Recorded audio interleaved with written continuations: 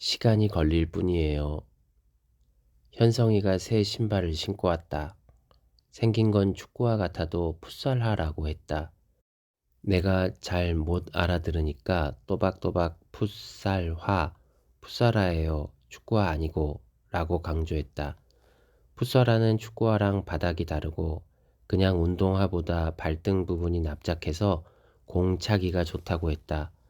아버지랑 같이 인터넷 쇼핑몰을 둘러보며 골랐고 자기는 3학년 치고는 발이 작아서 치수를 정할 때 좀 고민했고 지난주에 주문했는데 어제야 도착했기 때문에 오늘 처음 신었으며 이걸 신었더니 잘 뛰어지는 것 같았고 그런데 생각만큼 그렇게 잘 되지는 않았다고 했다. 이야기를 계속하려는 현성이를 간신히 말렸다. 그래, 우리 일단 신발을 벗고 들어갈까? 현성이는 아마도 이 말을 하려고 뜸을 들였던 것 같다. 이게요, 오늘 처음 쉬는 거잖아요. 그래서 엄마가 끈을 묶어 주셨거든요. 이따가 제가 잘 못 묶을 수도 있어요. 선생님이 묶어줄까? 어젯밤에 연습을 하긴 했어요. 그러니까 어쩌면 될지도 몰라요. 알겠어. 현성이가 해보고 잘 안 되면 선생님이 거들어 줄게. 그럼 어떨까? 결국 그렇게 합의하고서야 교실에 들어갈 수 있었다.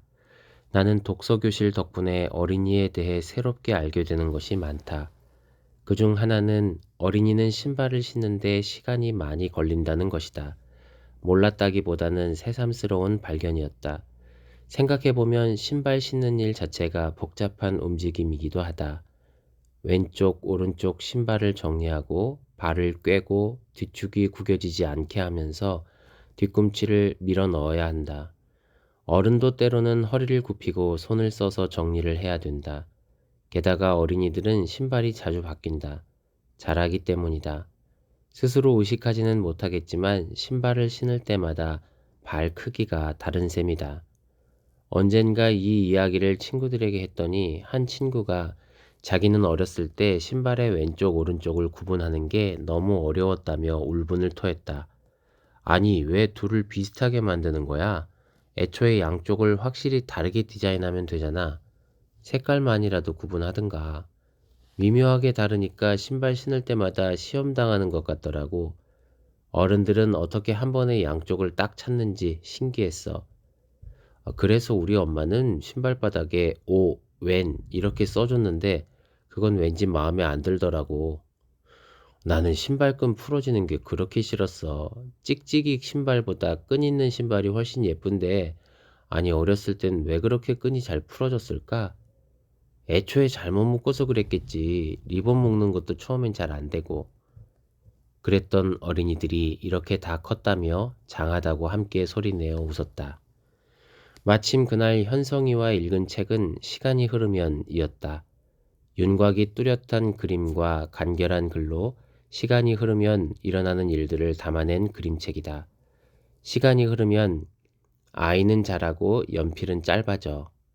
시간이 흐르면 빵은 딱딱해지고 과자는 눅눅해지지. 그리고 이어서 신발끈을 묶는 어린이 모습이 등장한다. 어려웠던 일이 쉬워지기도 해 라는 문장과 함께 어쩐지 뭉클해져서 현성이에게 말했다. 그러니까 어른이 되면서 신발끈 묶는 일도 차차 쉬워질 거야. 그러자 현성이가 담담하게 대답했다. 그것도 맞는데 지금도 묶을 수 있어요. 어른은 빨리 할 수 있고 어린이는 시간이 걸리는 것만 달라요. 거울을 보지 않았지만 분명히 나는 얼굴이 빨개졌을 것이다. 지금도 할 수 있는데 아까 현성이가 분명히 연습했다고 했는데 어린이는 나중에만 할 수 있는 게 아니다. 지금도 할 수 있다. 시간이 걸릴 뿐이다. 어느 쪽이 오른쪽 신발일까 골똘히 생각하면서 우리는 어른이 되었다. 신발 뒤축이 구겨지지 않게 손가락으로 당기며 발을 넣었다가 손가락이 안 빠져서 끙끙대면서 어른이 되었다. 신기 편한 벨크로냐 예쁜 꽃 운동화냐를 두고 고심하면서 어른이 되었다. 현성이 말 맞다나 그것도 맞지만 그때도 우리는 우리였다. 지금보다 시간이 걸렸을 뿐이다. 버스를 타고 내릴 때 문을 열고 닫을 때, 붐비는 길을 걸을 때나 에스컬레이터 앞에서 머뭇거릴 때 어린이들에게 빨리 하라고 눈치를 주는 어른들을 종종 본다. 어른들이 보기에는 간단한 일이라 어린이가 시간을 지체하면 일부러 꿈을 대는 것처럼 보이기도 할 것이다. 한편으로 우리가 어렸을 때 기다려주는 어른을 많이 만나지 못해서 그런지도 모른다. 지금 어린이를 기다려주면 어린이들은 나중에 다른 어른이 될 것이다. 세상의 어떤 부분은 시간의 흐름만으로 변화하지 않는다. 나는 어린이에게 느긋한 어른이 되는 것이 넓게 보아 세상을 좋게 변화시키는 일이라고 생각한다. 어린이를 기다려주는 순간에는 작은 보람이나 기쁨도 있다. 그것도 성장이라고 할 수 있지 않을까? 어린이와 어른은 함께 자랄 수 있다. 수업이 끝난 뒤 현성이는 아버지한테 배운 방법을 떠올리며 신발끈을 묶었다. 발을 끝까지 넣은 다음 여기를 당기고 묶은 다음에 이렇게 고리를 만들고 돌려서 풀어졌다. 고리를 만들고 돌려서 잠깐만요. 현성이는 내 도움 없이 양쪽을 다 묶고 의기양양하게 독서교실을 나섰다. 그런데 엘리베이터 앞에서 보니 그새 오른쪽 큰 끈이 풀어져 있었다. 이거 한쪽만 선생님이 도와줄게. 엘리베이터 타야 되니까. 현성이도 이번에는 고개를 끄덕였다. 나는 너무 빨리 하는 것처럼 보이지 않으려고 신경 쓰면서 매듭을 단단히 지었다.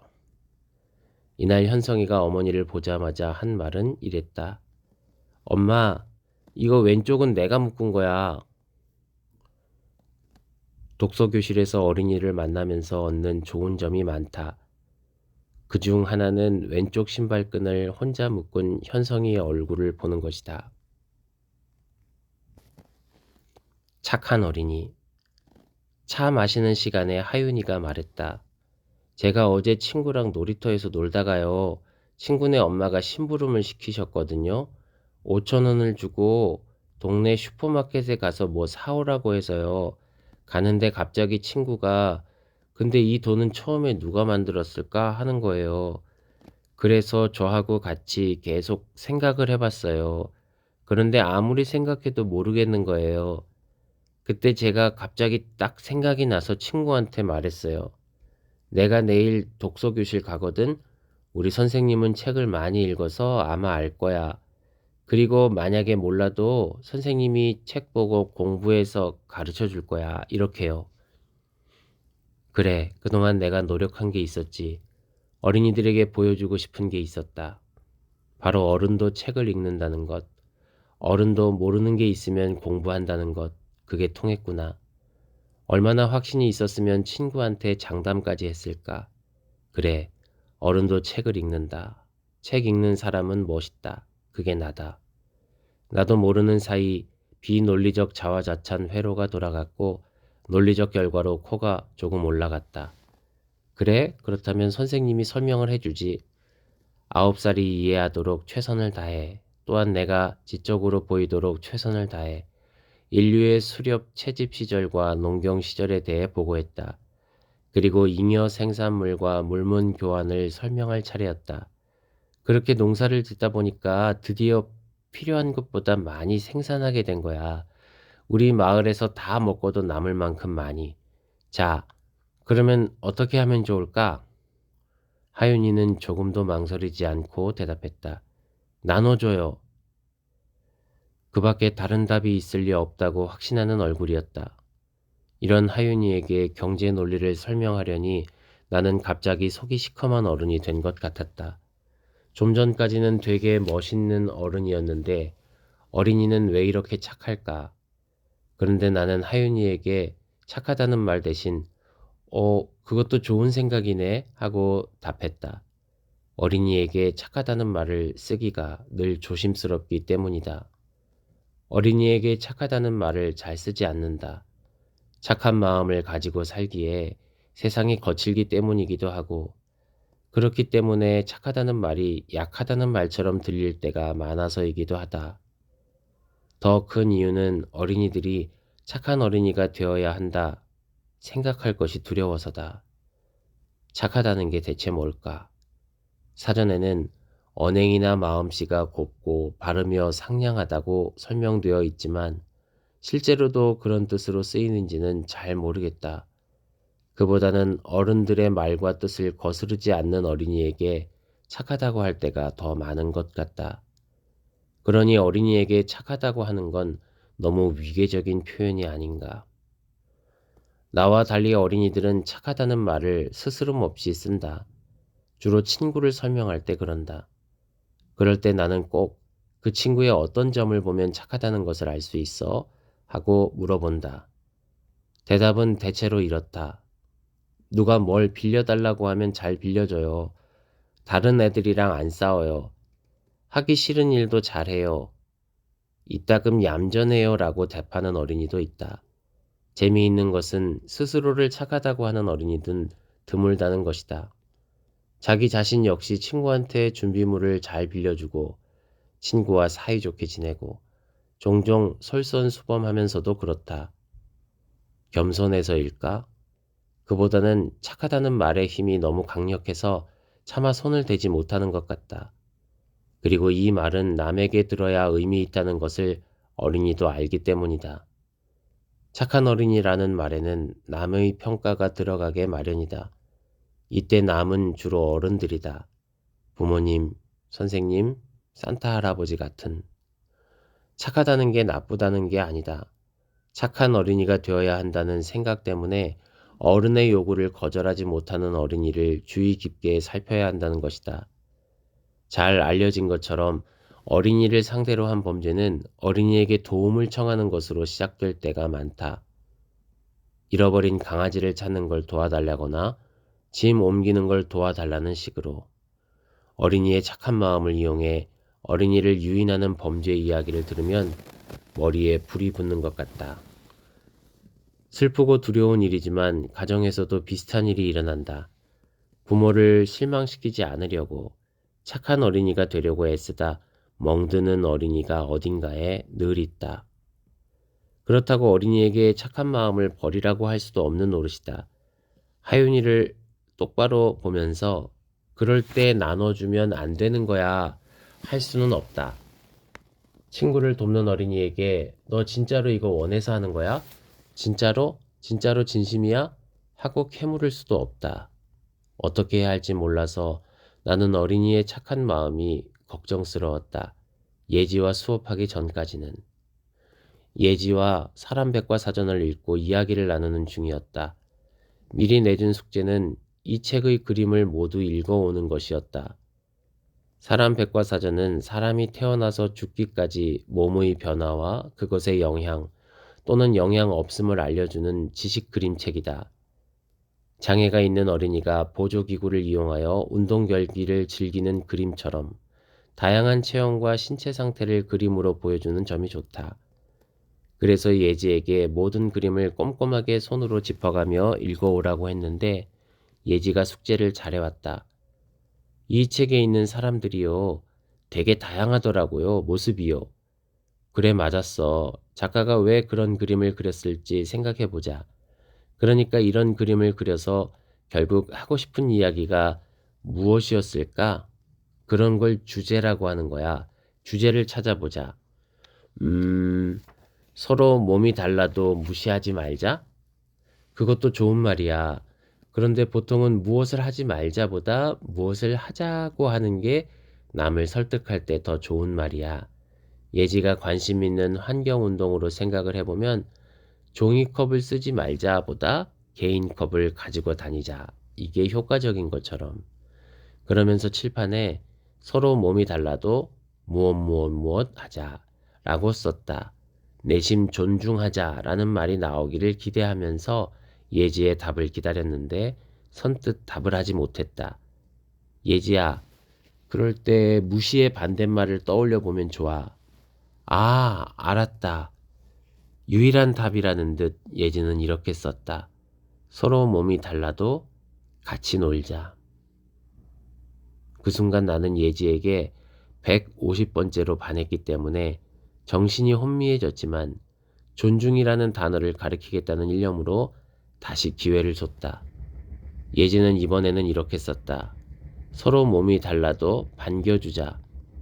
151번째 반한 상태로 나는 두 문장 옆에 각각 하트를 그리고 조그맣게 존중하자라는 말도 적었다. 이날 수업을 마치고 교실을 정리하는데 차마 칠판을 지울 수가 없어서 한참을 바라보았다. 그리고 문득 깨달았다. 나눠줘요는 곱고 바른 말이고 같이 놀자, 반겨주자는 상냥한 마음씨다. 사전 뜻 그대로다. 어린이는 착하다. 착한 마음에는 아무런 잘못이 없다. 어른인 내가 할 일은 착한 어린이가 마음 놓고 살아가는 세상을 만드는 것이다. 나쁜 어른을 응징하는 착한 어른이 되겠다. 머리에 불이 붙고 속이 시커매질지라도 포기하지 않겠다. 이상한 일이다. 책은 내가 어린이보다 많이 읽었을 텐데 어떻게 된 게 매번 어린이한테 배운다. 마음속의 선생님. 내 인생 최초의 미스터리는 초등학교 1학년 때 담임 선생님이 하신 말씀이었다. 아마도 종례 시간이었을 것이다. 선생님은 집에 가서 부모님 말씀 잘 들어라 하는 내용의 당부를 하신 뒤 이렇게 덧붙이셨다. 선생님은 여러분 마음속에 있어서 다 알고 있어요. 나는 커다란 의문에 휩싸였다. 선생님이 어떻게 내 마음속에 들어오는 거지? 나는 마음속을 당연히 어떤 공간이라고 생각했다. 그리고 마음은 내 것이니까 마음속은 아마도 내 몸 안 어딘가에 있을 것이다. 그런데 선생님은 어떻게 들어오셨다는 걸까? 나는 문을 열어드린 적도 없는데 문은 있나? 그보다도 선생님은 지금 저 앞에 계시는데 동시에 내 마음속에도 있을 수가 있나? 도무지 감조차 잡히지 않았다. 그러나 선생님 말씀을 의심하지는 않았다. 어쨌든 선생님이 그렇게 말씀하셨으니 계시긴 계시겠지. 나는 밥을 먹을 때 내가 삼키는 음식물이 선생님이 계신 마음속으로 들어가면 어떡하나 걱정했다. 운동장 한 구석 평균대 위에서 놀다가 균형을 잃고 한쪽으로 넘어질 때 아, 선생님 어떡하지? 하고 놀랐다. 뛰어다니다가도 문득 마음속에 선생님이 생각나서 조심조심 걸었다. 혹시라도 선생님이 떨어지거나 다치실까봐. 그러다가 어느 날 더 큰 의문이 들었다. 가만, 우리 반 아이들이 몇 명인데 어떻게 동시에 여러 사람의 마음속을 들락날락 하시는 건가? 선생님께 여쭤보고 싶기도 했지만 그럴 수 없었다. 나 혼자 간직하고 있는 것이기는 해도 우리 사이에는 이미 큰 오해가 있었기 때문이다. 나는 선생님을 좋아했다. 파마를 한 짧은 머리도 세련되어 보였고 앞에 리본이 달린 블라우스도 예뻤다. 선생님한테서 나는 은은한 향기도 좋았다. 선생님이 칠판에 글자를 쓸 때 나는 소리도 좋았지만 그 글씨가 너무나 반듯하고 크기가 고른 것이 감탄스러웠다. 무엇보다도 선생님이 모든 걸 알고 계시는 게 멋있었다. 선생님은 학교 구석구석을, 우리가 해야 될 일을, 배워야 할 내용을 모두 알고 계셨다. 나는 선생님한테 잘 보이고 싶었다. 그렇지 않아도 모범생이 되는 것을 지상 최대 목표로 생각하는 어린이였던 나는 선생님 말씀을 잘 듣는 거라면 정말 자신이 있었다. 그런데 어느 수업 시간 책상에서 지우개가 굴러 떨어지는 바람에 모든 게 틀어진 것이다. 허리를 숙여 찾았지만 지우개는 감쪽같이 사라지고 없었다. 떨어지는 쪽을 내가 분명히 봤는데 책상 다리와 의자 다리, 내 다리, 짝꿍 다리만 보일 뿐이었다. 손으로 여기저기 더듬는데도 잡히지 않았다. 그때 선생님이 내 이름을 부르셨다. 소영이, 수업 시간에 떠들면 안 되지. 수업 시간에 불명예스럽게 호명된 것 자체가 큰 타격이었다. 그리고 지우개를 주우려던 것인데 아무 소리도 나지 않았는데 떠들었다는 지적을 받은 것이 너무나 억울했다. 항변을 하면 진짜로 떠드는 게 될까봐 가만히 있었지만 너무 속상해서 눈물이 났다. 쉬는 시간에 선생님 자리로 가서 자초지종을 설명해 드릴까 생각도 해보았지만 용기가 안 났다. 그런 선생님이 심지어 내 마음속에 계신다니 이만저만 곤란한 게 아니었다.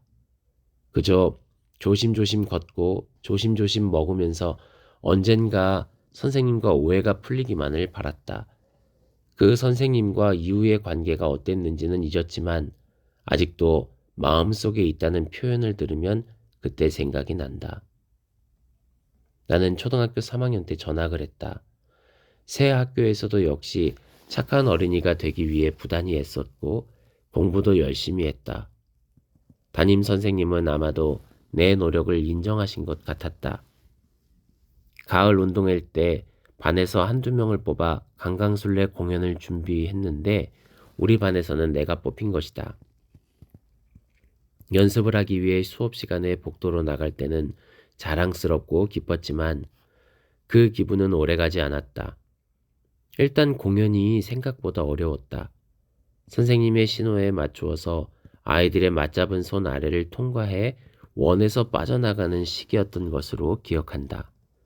처음 해보는 것이니 이해가 되지 않아 아이들은 모두 우왕좌왕했다.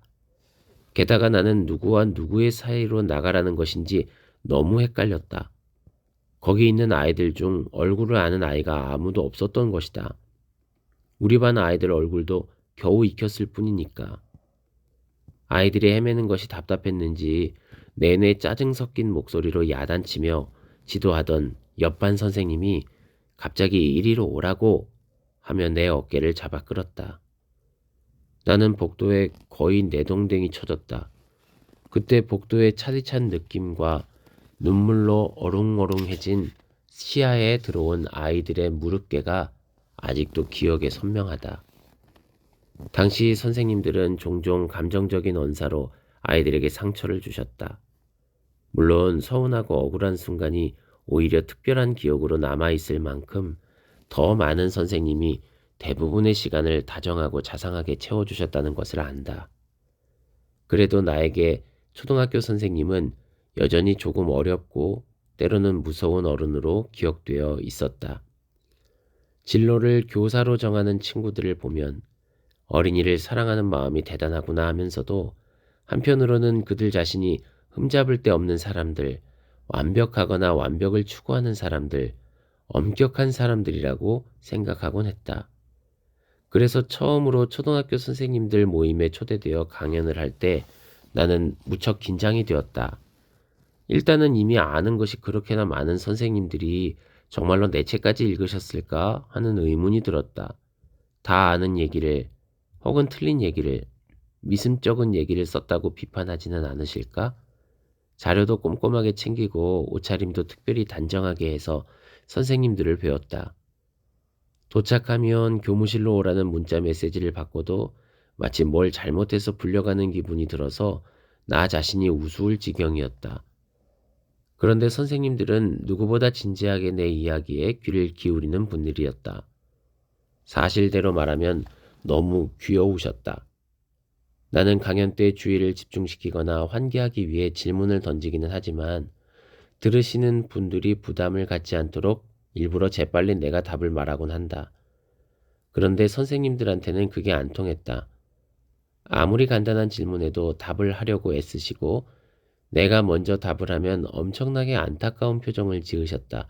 아, 맞힐 수도 있었는데 하는 식이었다.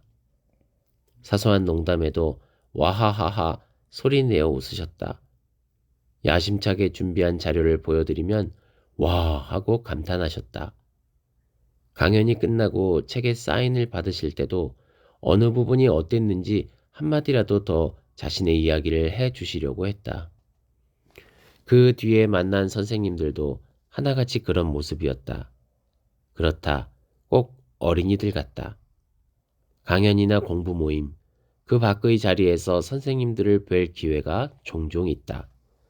그때마다 놀라운 것은 선생님들이 계속 공부를 하신다는 사실이다.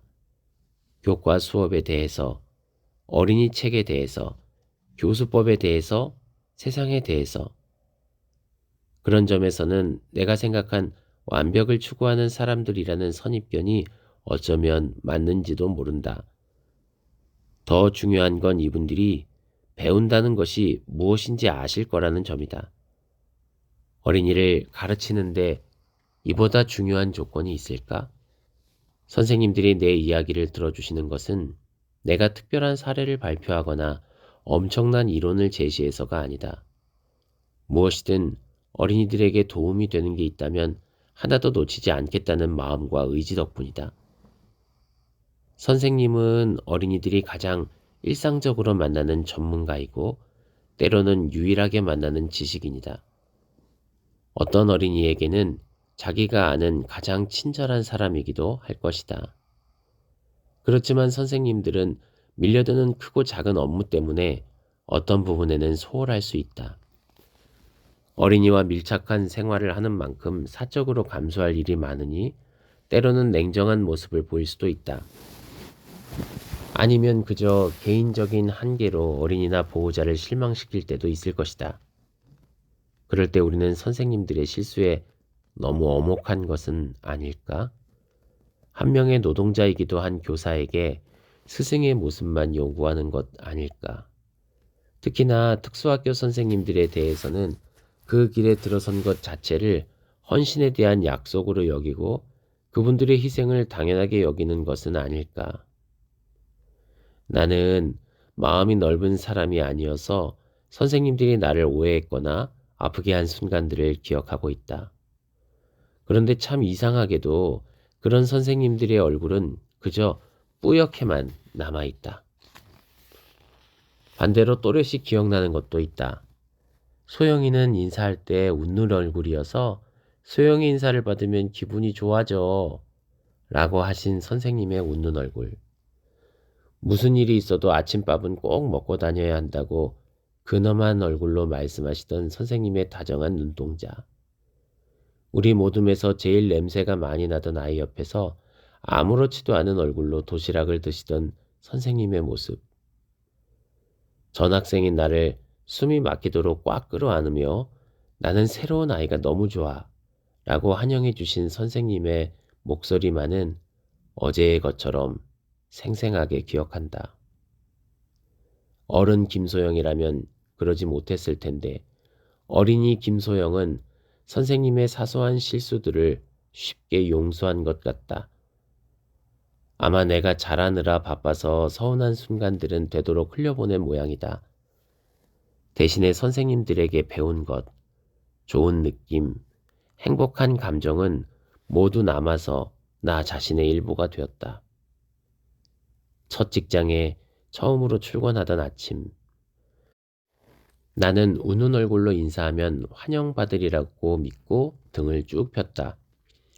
오래도록 가시지 않는 슬픔 때문에 울면서 깨어난 아침에도 억지로 밥을 먹고 기운을 차렸다. 모르는 척 하는 것도, 지나치게 표현하는 것도 모두 사랑의 모습이라는 것을 안다. 나는 이제야 선생님이 내 마음속에 계시다는 말씀을 조금 이해한다. 해마다 스승의 날이면 나라를 대표해서 감사드립니다 라고 쩌렁쩌렁 외치고 싶다. 온라인 개학이라는 초유의 사태를 겪은 올해는 특히 그렇다. 몸과 마음이 지쳐가는 중에도 아이들 보고 싶다. 아이들 목소리 들으니까 눈물 난다고 호소하던 선생님들께 어느 때보다 큰 소리로 감사를 드리고 싶다. 선생님들의 날을 축하드리며 어린이들이 보내는 사랑이 선생님들의 마음속 구석구석 스며들기를 빈다. 이 작은 글을 사랑하고 존경하는 선생님들께 바치고 싶다. 어린이의 편식, 어른의 편식. 캠프가 있다는 사실을 알았다면 그렇게 졸라대지 않았을 텐데 걸스카우트 여름 캠프 내내 그런 생각을 했다. 나는 그냥 멋진 단복을 입고 싶었을 뿐이다. 모자도 배지도 근사해 보였다. 모임에 가서 뭘 배우고 봉사활동도 하는 건 알았지만 캠프는 생각하지 못했다. 나는 소풍도 운동회도 좋아하지 않았다. 뙤약볕에서 땀 흘리는 게 싫고 돗자리를 깔아도 바닥이 울퉁불퉁한 게 싫고 가방에서 음식 냄새가 나는 게 싫고 음식이 남아서 싫고 도시락 뚜껑이 잘 닫히지 않아서 가방 속이 결국 엉망이 되는 게 싫었다. 게다가 야무지지 못한 나는 야외 활동이 있는 날이면 소지품을 잃어버리는 일도 잦았다. 사이다를 다 마시지 못해 손에 들고 쩔쩔매다가 다른 손에 있던 손수건을 잃어버리는 시기였다. 그런데 캠프, 그것도 2박 3일이라니.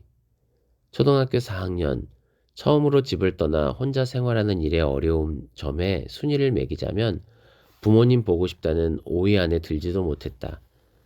캠핑장으로 빌린 폐교 교실의 바닥에 냉기, 컴컴해서 무서운 운동장, 각종 벌레들, 모르는 언니나 오빠들이 이래라 저래라 하는 것이 괴로웠다. 캠프의 싫은 점 1위는 카레가 차지했다. 카레가 캠핑의 단골 메뉴라는 건 나중에 알았다. 나는 카레를 못 먹는 어린이였다. 캠프의 규율이 엄격해서 주는 대로 먹어야 하는 줄만 알았기 때문에 배식줄에 서 있던 내내 눈앞이 캄캄했다. 다행히 선생님께 사정을 말씀드려서 카레를 받지 않을 수 있었다. 대신 내 식판에는 맨밥과 단무지뿐이었다. 단복이고 빼찌고 다 무상했다. 나는 편식이 심한 편은 아니었다. 오히려 어린이가 이런 것도 먹느냐며 어른들의 칭찬을 듣는 쪽이었다. 내가 맛있어서 먹는데 왜 칭찬을 하는 건지 그때는 잘 이해하지 못했다. 초등학교 1학년 때 좋아하는 음식에 순댓국을 써냈더니 담임 선생님이 큰 소리로 웃으셨다. 나는 육류, 해물, 채소를 가리지 않았다. 해삼이나 생굴도 초장에 찍어 맛있게 먹었다. 나물 반찬도 가리지 않고 좋아했다. 그런데 카레는 색깔, 형태 면에서나 냄새 면에서나 도저히 음식이라는 사실이 받아들여지지 않았다. 자세히 설명하고 싶지는 않다. 마요네즈와 케첩도 못 먹었다. 동네 분식점에서 핫도그를 사 먹을 때면 주문하면서부터 케첩은 묻히지 말아달라고 하고 내 손에 핫도그가 쥐어질 때까지 아저씨가 무심결에 케첩을 묻혀버릴까봐 조마조마해하며 기다렸다. 또 버섯을 못 먹었는데 다행히 다른 가족들도 별반 좋아하지 않아서였는지 먹을 일이 거의 없었다. 가장 곤란한 것은 당근이었다. 나는 당근에서 너무나 명백한 흙냄새를 맡았다. 외면할 수가 없는 사실이었다. 문제는 당근은 요리의 주 재료가 아니기 때문에 오히려 피하기 어렵다는 점이었다. 볶음밥이나 김밥에 들어간 당근을 골라냈다가는 야단 맞을 게 뻔했다. 카레나 버섯만큼 싫어하지는 않았지만 일상적으로 먹어야 된다는 점에서 당근이 제일 미웠다. 그래서 음식 알레르기라는 것이 있다는 걸 처음 알았을 때 혹시 나에게 당근 알레르기가 있는 건 아닐까 희망을 가져보았다. 알레르기가 있으면 두드러기가 나거나 목이 부어오른다고 하던데 당근을 삼킬 때 목구멍으로 넘어가는 쓴맛이 알레르기 증상은 아닐까? 정말 내게 알레르기가 있기는 했다. 그런데 당근이 아니라 고등어였다. 고등어를 먹으면 팔목에서 팔꿈치까지 좁쌀처럼 생긴 두드러기가 올라왔다. 생선을 그렇게 좋아하는데 하필 고등어 알레르기라니 억울한 노릇이었다. 오늘의 나는 스트레스를 받으면 맨 먼저 카레를 떠올리는 어른이다. 주방에는 오뚜기 3분 카레 매운맛이 상비되어 있다. 내가 직접 카레를 만들기도 한다. 큼직하게 썬 감자와 양파와 당근을 넉넉하게 넣고 한 냄비 가득 카레를 끓여서 며칠을 두고 먹는다. 재료를 크게 써는 것은 당근을 골라내서 남편에게 넘기기 위해서다. 하지만 어쩌다 한두 조각은 그냥 먹을 수도 있다. 그리고 인도 음식점에서 정통 커리도 잘 사 먹는다. 시금치 커리는 처음 손을 뻗을 때 약간의 용기가 필요했지만 한 번 맛을 본 뒤로는 좋아하게 되었다. 마요네즈도 케첩도 물론 잘 먹는다. 심지어 버섯은 어렸을 때 안 먹은 것을 만회하려는 사람처럼 탐욕스럽게 먹는다. 새송이버섯, 팽이버섯, 느타리버섯, 표고버섯, 양송이버섯, 목이버섯을 가리지 않는다. 마트에 처음 보는 버섯이 있으면 조금 비싸도 사서 먹어본다. 어린이 김소영에게 누군가 나는 미래에서 왔고 너는 나중에 버섯을 모아 전골을 끓여 먹는 어른이 될 거야 라고 말해준다면 하루하루 절망에 빠져 살았겠지? 그 생각을 하면 사람의 식성이라는 것이 이렇게 변할 수 있다는 게 신기하다. 이렇게 쓰고 보니 내가 어린이들에게 지금은 안 먹어도 나중엔 먹게 된다 말하는 것도 협박처럼 들릴지 모르겠다. 앞으로는 그런 말을 안 해야겠다. 지훈이는 깻잎을 싫어한다. 내가 당근에 대해 그랬던 것처럼 지훈이도 혹시 깻잎 알레르기가 아닐까 기대하고 있다. 먹을 때 입안이 까칠까칠하다고. 현성이는 과일 주스를 못 먹는다. 코코아는 좋아하는 걸로 봐서 과일 주스의 신맛과 단맛이 괴로운 모양이다. 아람이는 치즈가 문제다. 먹을 수는 있는데 숨을 참고 먹어야 된단다. 장차 요리사가 꾸민 하윤이가 오이와 참외를 싫어한다고 해서 그럼 어떻게 하고 놀랐더니 오이랑 참외는 요리를 안 하면 되죠 하고 시원하게 대답했다. 나는 어린이들이 못 먹거나 안 먹는 음식에 대해 들은 다음에 꼭 이런 말을 덧붙인다. 어른 되면 좋은 점이 되게 많은데 그 중에 하나는 김밥 먹을 때 당근을 빼도 엄마한테 안 혼난다는 거야. 사 먹을 때는 아예 빼서 만들어 달라고 할 수도 있고. 그러면 부럽다는 어린이도 있고 아니 당근이 왜 싫어요? 얼마나 맛있는데요? 하고 훈계하는 어린이도 있다. 분명히 자기들이 듣는 말이겠지 싶어서 잠자코 들어준다. 나는 어떻게 어린 시절 그토록 강렬하게 거부했던 음식들을 먹게 된 걸까? 어른이 되면서 미래의 변화가 생긴 덕분이기도 할 것이다. 더불어 내가 먹는 음식을 온전히 내가 선택하고 다양한 요리를 맛보고 또 직접 해보기도 하면서 미각에도 변화가 생긴 것은 아닐까 생각해 본다. 나는 요리하는 게 대체로 좋다. 나의 컨디션과 주방 상황에 따라 메뉴를 결정하고 대강의 순서를 잡고 순발력과 융통성을 발휘해서 적당한 음식을 만드는 과정이 좋다. 맛을 보장하는 건 아니지만 적어도 내 입맛에는 맞게 만들 수 있으니 만족한다. 음식을 친구들과 나누는 건 더 좋다. 어릴 때와 달리 누구와 무엇을 먹을지 스스로 정할 수 있다는 게 먹는 즐거움의 영역을 많이 넓혀준 듯하다. 전에는 집에 손님이 오면 당연히 고기 요리를 대접했다. 하지만 요즘은 미리 안 먹는 음식이 있는지를 확인한다. 적지 않은 친구들이 편식을 하고 있기 때문이다. 얼마 전에는 붉은 육류를 먹지 않기로 결심한 친구가 놀러왔다. 마침 우리 동네에 맛있는 초밥집이 있어서 포장을 해와 나누어 먹었다. 채소구이와 바지락 술찜을 곁들여 와인도 마셨다. 좀 더 본격적으로 비거니즘을 실천하고 있는 친구네 집에서 모임을 할 때는 각자 비건 요리로 도시락을 가져가기로 했다. 나는 두부 스크램블과 꽈리 고추조림을, 다른 친구는 채소 잡채를 준비해 갔다. 집주인은 템페 샐러드를 해주었다.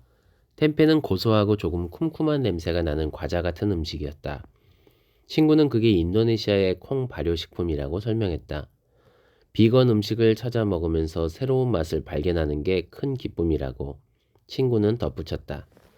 친구들과 비교할 정도는 아니지만 사실 나도 채식의 비중을 늘리는 쪽으로 편식을 하고 있다. 고기 요리 사진이나 고기가 먹고 싶다는 말 등을 SNS에 쓰지 않는 것으로 시작했다. 하루 한 끼라도 완전 채식을 하려고 노력하다 보니 자연스럽게 외식이나 매식이 줄었다.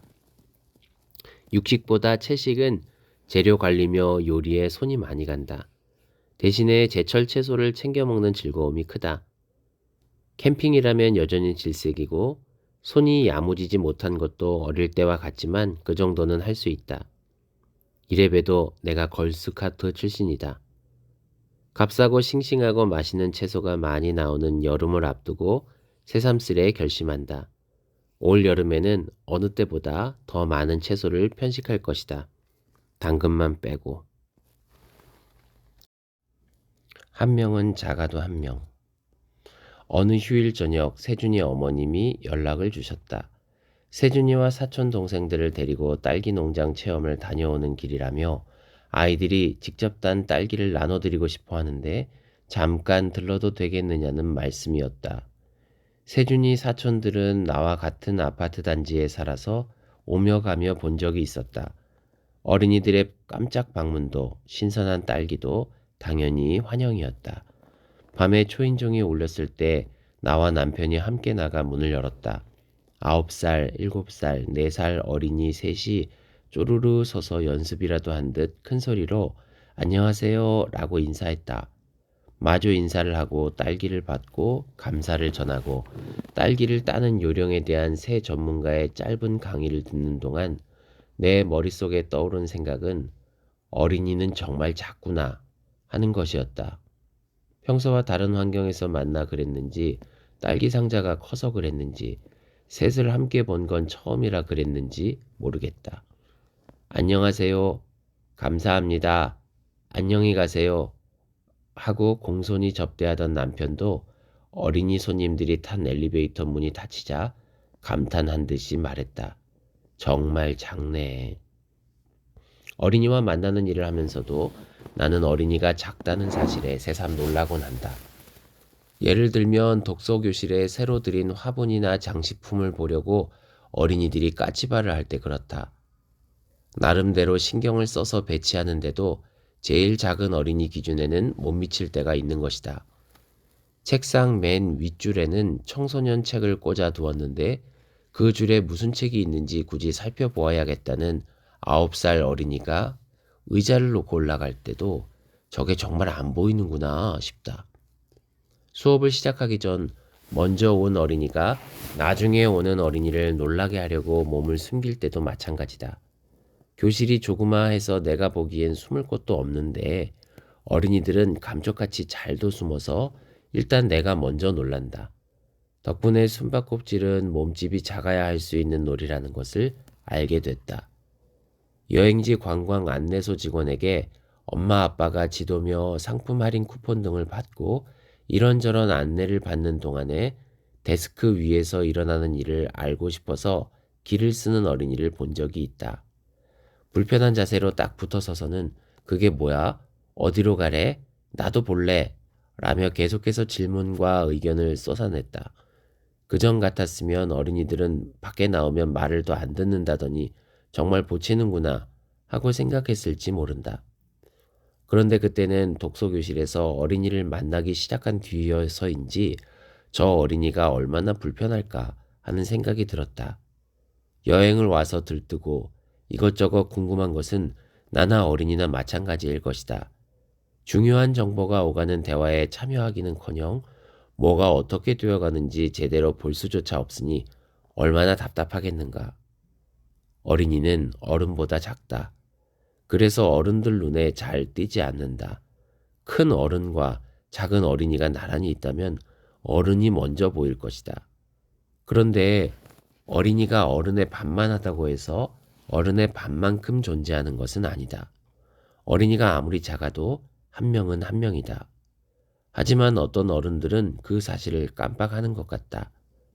마스크 오브제 시행 전 동네 농협에서 1인당 5매 한정으로 마스크를 판매하는 날이었다.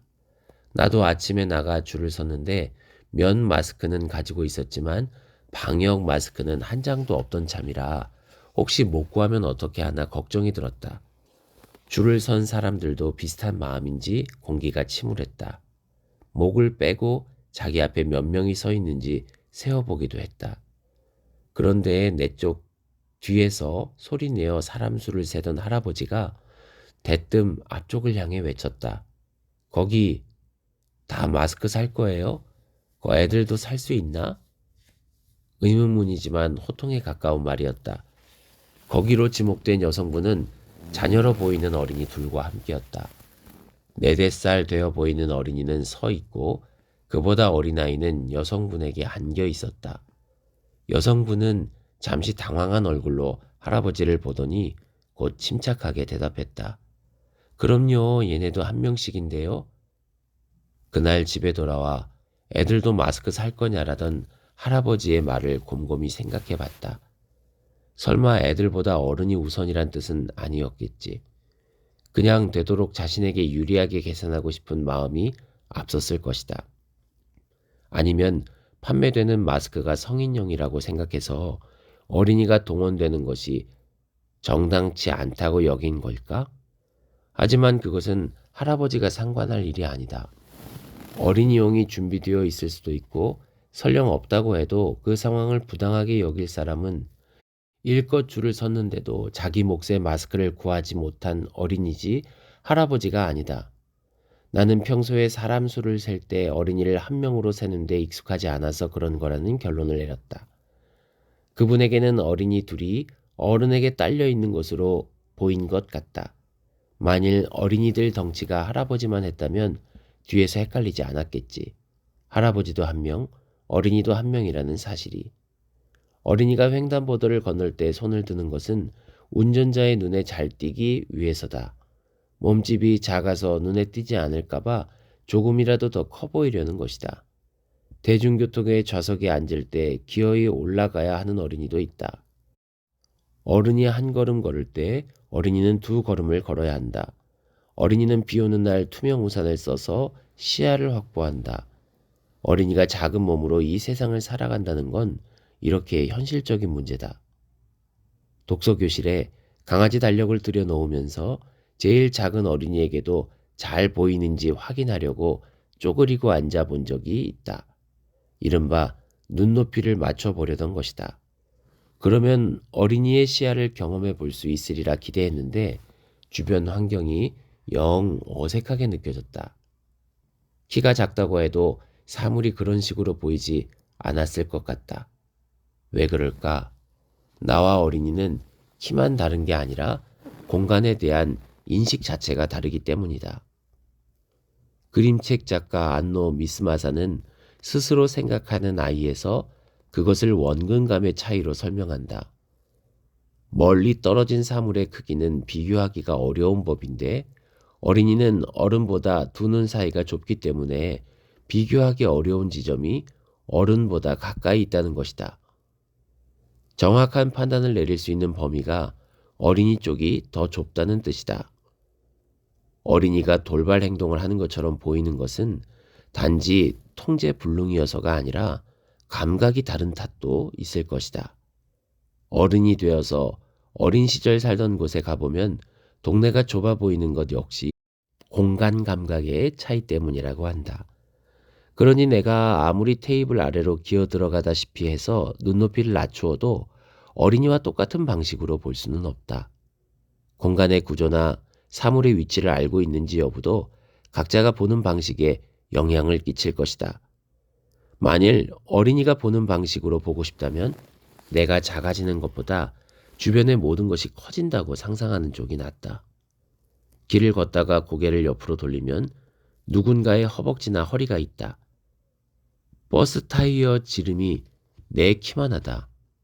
손을 씻으려면 세면대에 겨드랑이까지 걸쳐야 한다. 마트 계산대에서 내 물건이 제대로 처리되고 있는지 확신할 수가 없다. 어린이와 어른의 척도가 이렇게 다른데 세상이 돌아가는 것이 놀랍다는 생각이 들었다. 어린이는 몸집이 커본 경험이 없기 때문에 다른 가능성을 생각해 볼 여지가 없을 것이다. 그렇다면 나는 왜 그동안 이런 생각을 안 해봤을까? 어른이 되고서 크니까 좋구나, 속이 다 후련하다 했을 법도 한데 일단은 내가 천천히 자랐기 때문이다. 날마다 조금씩 거의 느껴지지 않는 속도로 자라면서 어른들 중심의 세상에 적응해 왔을 것이다. 덕분에 멀미를 하지는 않았지만 대신 어린 시절에 얼마나 불편했는지도 까맣게 잊고 말았다. 부끄럽지만 인정해야 하는 사실이 한 가지 더 있었다. 그동안 나는 불편하지 않았기 때문에 이런 격차에 대해서 고민할 필요가 없었던 것이다. 이 세상에 그런 영역이 얼마나 많을까? 어린이에 대한 생각을 하다 보면 장애인, 이주민 등 여러 소수자들에 대해 내가 얼마나 무지하고 둔감했는지 깨닫게 된다. 어린이는 자라서 어른이 되기 때문에 소수자라기보다는 과도기에 있는 사람들이 아닌가 생각해 보기도 했다. 그런데 나 자신을 노인이 될 과도기에 있는 사람이라고 여기지 않는 것처럼 어린이도 미래가 아니라 현재를 기준으로 생각하는 것이 맞다. 또 어린이가 청소년이 되고 어른이 되는 사이에 늘 새로운 어린이가 온다. 달리 표현하면 세상에는 늘 어린이가 있다. 어린이 문제는 한때 지나가는 이슈가 아니다. 오히려 누구나 거쳐가는 시기이기 때문에 모두가 머리를 맞대고 고민해야 하는 일이다. 어린이가 일으키는 말썽, 장난, 사고의 많은 부분은 어린이가 작다는 사실과 관련이 있다. 어린이가 의자에 앉아 발을 가만히 두지 못하고 흔들어대는 것은 발이 땅에 닿지 않기 때문이다. 땅에 닿는다면 흔들려야 흔들 수도 없을 것이다. 어린이가 위협을 무릅쓰고 책장을 기어 올라가 높은 데 있는 물건을 꺼내려는 것은 책장이 크고 튼튼해 보이기 때문이다. 기어 오르지 않으면 손이 닿지 않기 때문이기도 하다. 세 번째 계단에서 뛰어내리는데 성공했으니까 다섯 번째 계단에서도 될 것 같아서 시도했다가 다치고 혼난다. 미술관은 어차피 넓으니까 괜찮을 것 같아서 뛰어다니다가 야단을 맞는다. 그렇기 때문에 어린이는 어른을 보고 배울 기회가 필요하다. 어린이는 가만히 서서 키만 자라지 않는다. 어린이에게는 성장할 공간이 필요하다. 공공장소에서도 어린이는 마땅히 한 명으로 대접받아야 한다.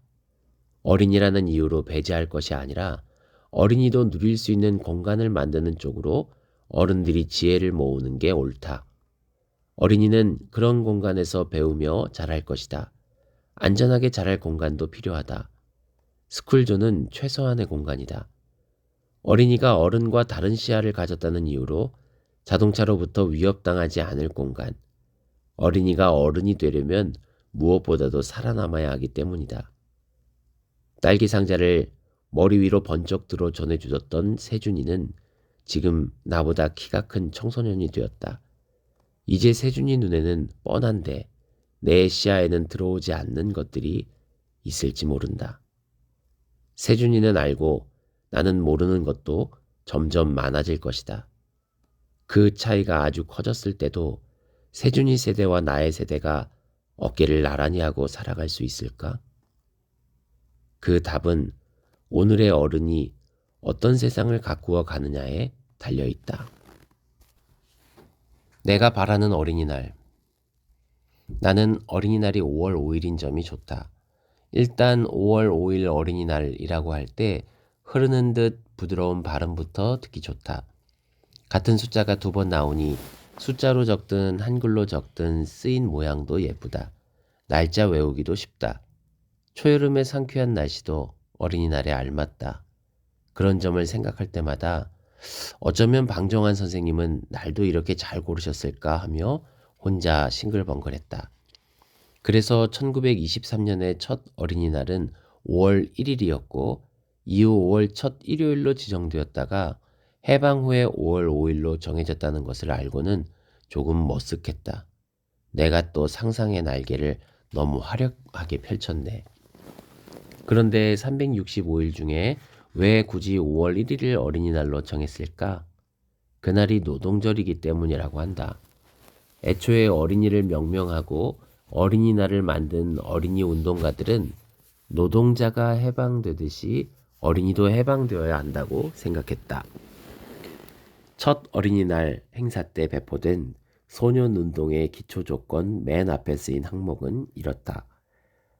어린이를 재래의 윤리적 압박으로부터 해방하여 그들에게 대한 완전한 인격적 예우를 허하게 하라. 어린이를 해방시킨다는 건 말 그대로 풀어주는 것이다. 풀려나온 어린이들은 행진을 했다. 보이지 않던 어린이들이 보이게 된 것이다. 행진은 혼자서 할 수 없다.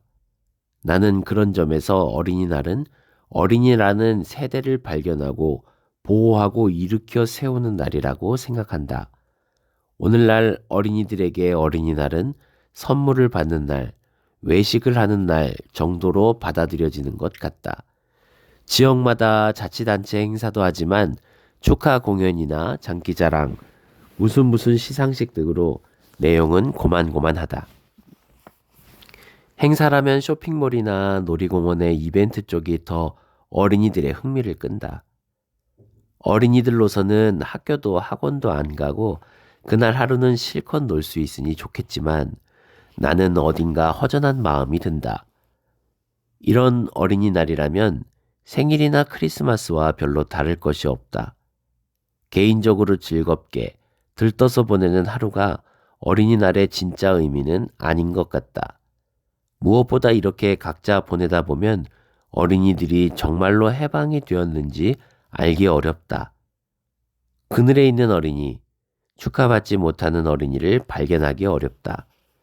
어린이가 얼마나 많은지, 어떻게 생겼는지, 그동안 어디서 어떻게 지냈는지 확인하기 어렵다.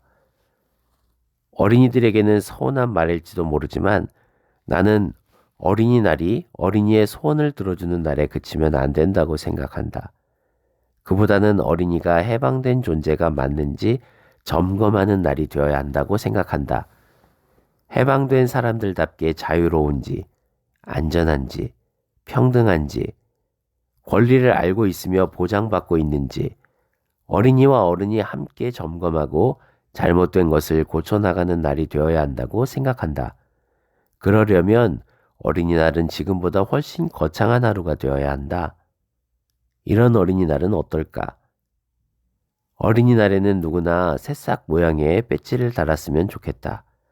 어린이 어른 할 것 없이 누구나 양육자이건 아니건 누구나 배지를 달아 어른들은 어린이날을 축하하는 마음을 표현할 수 있다. 어린이에 대한 존중을 되새길 수도 있을 것이다. 배지를 단 어른들은 이날 하루 마주치는 어린이들에게 안녕하세요 라고 인사하면 좋겠다. 문을 열어주거나 차례를 양보하거나 하는 다소 유난스런 친절도 베풀면 좋겠다. 막상 해보면 어려운 일이 아니라는 것을 알 수 있다. 어린이는 배지를 달면서 우선 자부심을 느끼면 좋겠다. 사회 구성원으로서 특별히 조명받는 하루, 어디를 가든 좋은 대접을 받는 하루가 될 거라고 기대하며 기분 좋게 집을 나서면 좋겠다. 어린이 대 어린이로서 배지를 단 다른 어린이들이 서로를 알아보게 될 것이다. 여자 어린이, 남자 어린이, 장애가 있는 어린이, 피부색이 다른 어린이, 키가 큰 어린이, 작은 어린이, 모두가 모두를 알아보면 좋겠다. 서로 존중하며 힘을 합쳐야 할 동료 시민이라는 것을 어렴풋이나마 느껴보면 좋겠다. 나라에서 배지를 만들어 공공장소에 비치하고 학교에서도 나누어 주면 되지 않을까? 배지는 큼직해야 한다. 어린이도 할머니도 한눈에 알아볼 수 있도록. 이 어린이들이 서로를 어디서 만나느냐? 일당 지방자치단체에서 어린이를 위한 정식 공연을 풍성하게 열어줘야 한다.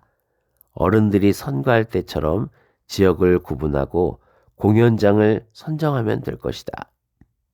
구역별로 공연은 2개 이상 올리고 지역 내 어린이들 모두에게 우편으로 공연 정보를 알려 선택하게 한다. 연극, 뮤지컬, 음악 무엇이든 좋다. 배우를 섭외해도 되고 지역 어른들이 나서서 해도 된다. 다만 공연 끝에 어린이들의 평가를 받게 해서 우수 공연은 전국 순회에 나서는 것이다. 이 공연장은 어린이가 걸어서 갈 수 있는 곳이면 좋겠다. 어린이들끼리 다녀올 수 있도록. 이런 행사를 반복하다 보면 지역마다 어린이회관이 필요하다는 것을 알게 될 것이다. 도서관 강당이나 학교 시설도 쓸모가 있지만 나는 어린이 전용 공간이 있으면 좋겠다. 도서관은 좋은 곳이지만 어린이가 하고자 하는 모든 일이 책과 연관된 것은 아니다. 학교는 좋은 공공시설이지만 어린이의 일을 모두 교육의 틀에서만 진행할 수는 없다. 어린이가 도서관과 학교 외에 어린이 전용 공간을 가지지 못할 이유가 무엇인가?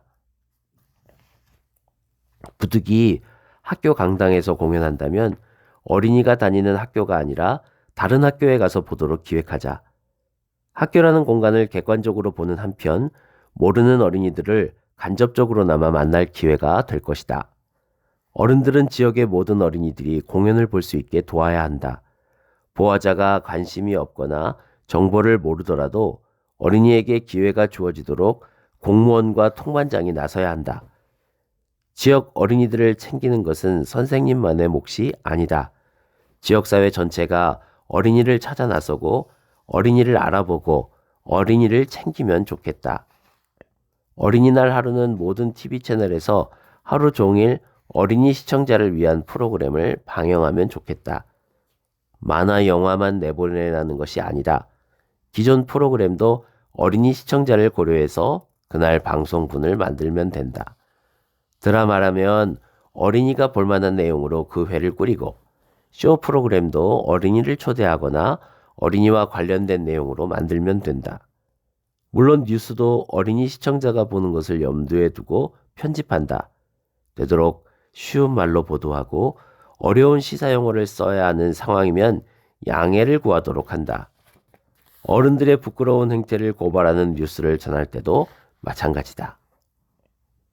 이번 소식을 전하기에 앞서 어린이 시청자 여러분께 죄송하다는 말씀 드립니다. 이 문제는 저희가 반드시 후속 취재를 통해 해결 과정 또한 전해드리도록 최선을 다하겠습니다. 물론 어린이와 관련된 뉴스를 중점 보도해야 할 것이다. 어린이가 이해하고 의견을 가질 수 있는 방식으로.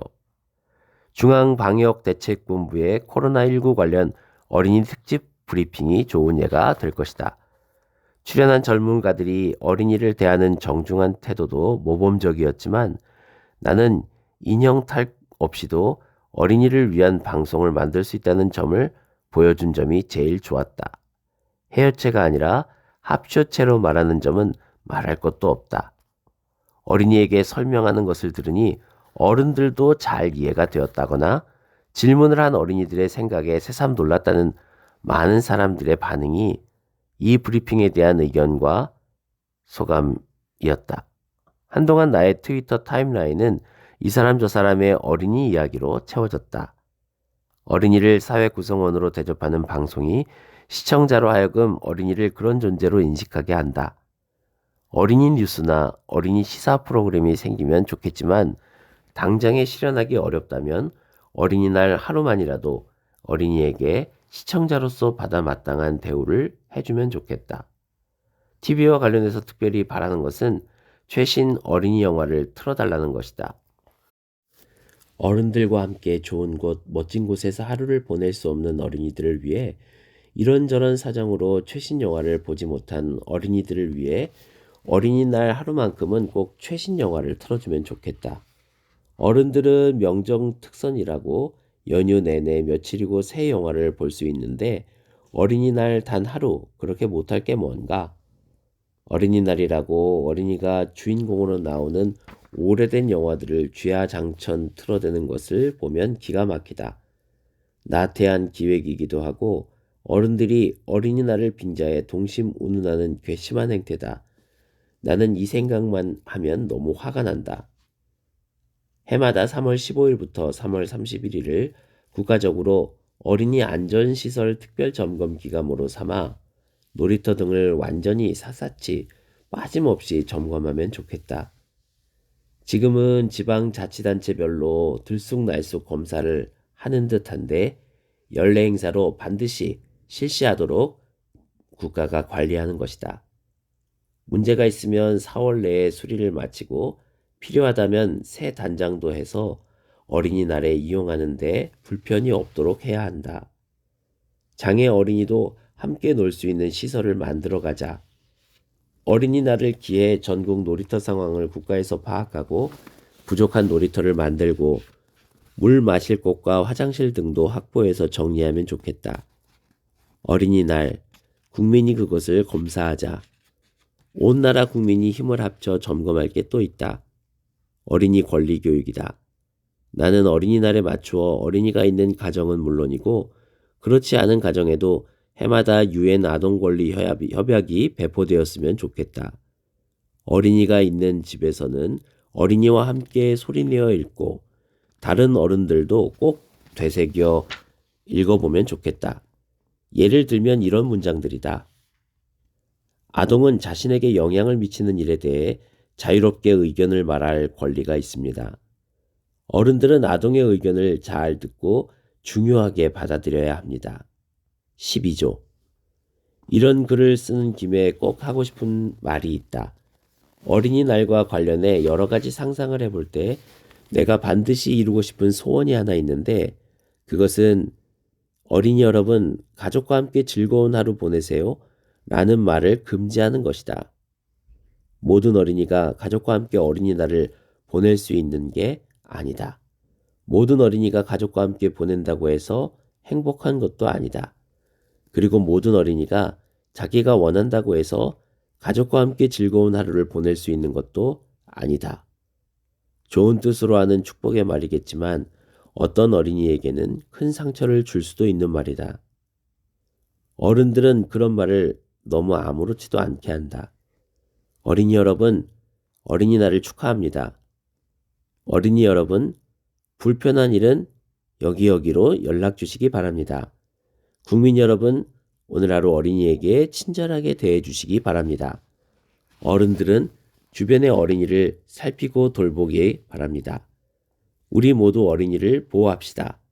이런 말이 좋다. 나라의 앞날을 짊어질 한국인이니 뭐니 하는 말도 자제하면 좋겠다. 어린이는 나라의 앞날을 위해서가 아니라 오늘을 위해서 살아있다.